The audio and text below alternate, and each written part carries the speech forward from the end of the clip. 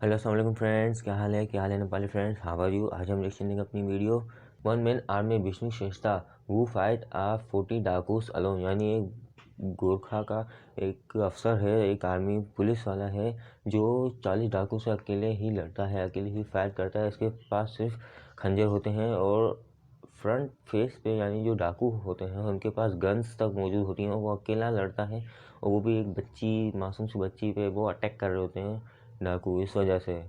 और वो गोरखा ऑफिसर अपने को रोक नहीं पाता है क्योंकि जुल्म होता है।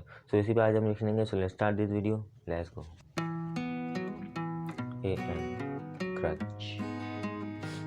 Hello friends, we are back again with some exciting facts and stories हमारे चैनल एम क्रंच पर। मैं हूं मोना अग्रवाल और लेकर आई हूं एक ऐसी इंस्पिरेशनल स्टोरी जिसके बारे में आपने शायद ही सुना होगा। तो आज हम बात करेंगे गुरखास के बारे में, जिनकी काबिलियत पर कोई शक नहीं कर सकता। गुरखास अपने बहादुरी और ईमानदारी के लिए जाने जाते हैं और अब आपको आगे की कहानी जानकर पता चल जाएगा कि गुरखास अपने देश और लोगों की सेवा के लिए किस हद तक जा सकते हैं। तो चलिए शुरुआत करते हैं।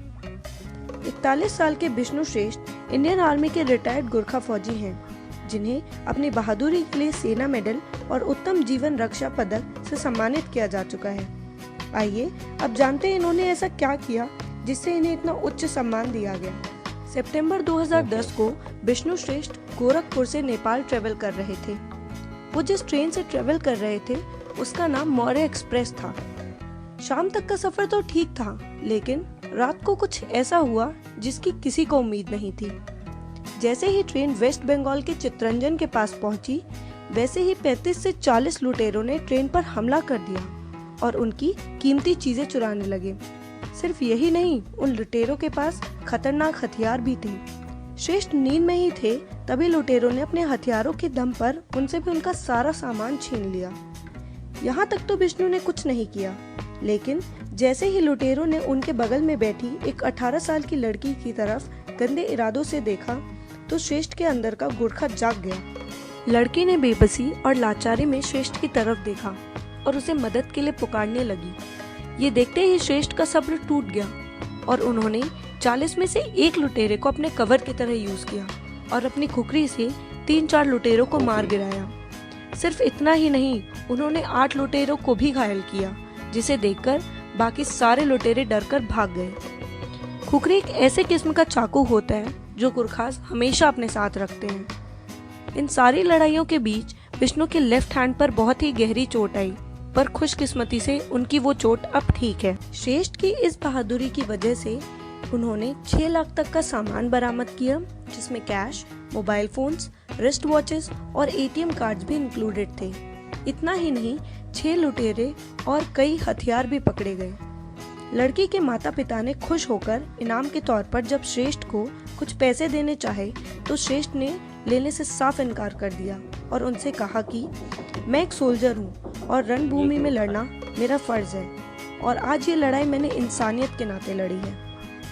रिटायर्ड श्रेष्ठ की गोरखा यूनिट ने उन्हें एक सिल्वर प्लेटेड कुकरी और इनाम के तौर पर 50,000 रुपए दिए।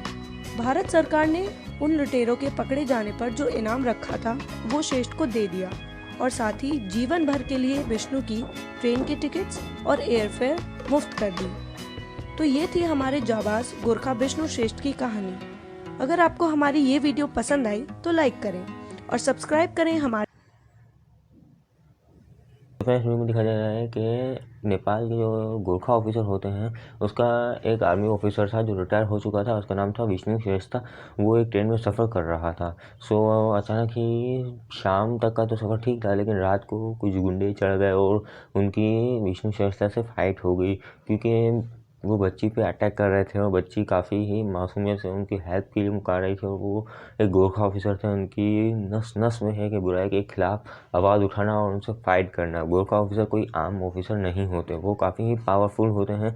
उनकी ट्रेनिंग ही काफ़ी अलग होती है, काफ़ी सख्त होती है, काफ़ी मजबूत होती है और वो किसी से नहीं डरते। इनके निंजा कुछ टाइप्स के इनके चाकूस होते हैं जिनसे वो फाइट करते हैं अक्सर, और एक बार वो चाकू निकाल लेते हैं उसके बाद वो नहीं रुकते। उनकी फ़ाइट दूसरे मुल्कों की आर्मी फौजी से अलग होती है। अब सोचने वाली बात यह है कि एक आदमी जिसके पास सिर्फ चाकू हैं और सामने 40 लोग जिनके पास गन है, वो एक आदमी जीत जाता है। कुछ तो बात होगी गोरखा में, जो एक इंसान जिनके पास सिर्फ चाकू है और चाकू मारने के लिए पास जाना पड़ता है, लेकिन गन जो होती है वो दूर से मार दी जाती है। लेकिन सोचने वाली बात है कि एक गोरखा ऑफिसर 40 लोगों पे भारी पड़ सकता है, यानी अकेला, वो भी नाम एक कम हथियार होने की वजह से, जिसकी कोई मतलब रेंज ही नहीं है कोई। सो यही कहानी है विष्णु श्रेष्ठा की, जो काफ़ी इंटरेस्टिंग है और काफ़ी अच्छी है। और भारत सरकार ने उनकी ट्रेन और एयरप्लेन्स के जो भी टिकट्स होते थे वो सारे फ्री कर दिए। इनको इनाम के तौर पर 50,000 भी रुपीज़ दिए गए। और बच्ची की जान बचाने के तौर पर जब इनके माता पिता ने जब इनको पैसे के लिए बोला दिए इनामी तौर पर, तो इन्होंने मना कर दिया, बोला कि मैं गोरखा ऑफिसर हूँ, ये मेरी ड्यूटी है।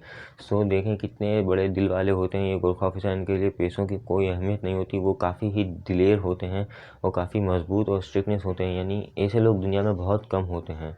तो हमारी वीडियो किस लिए कि अगर आपको हमारी वीडियो पसंद है तो लाइक करें, शेयर करें, कमेंट करें, बेल आइकन को प्रेस करें और चैनल को सब्सक्राइब करना नहीं भूलिएगा।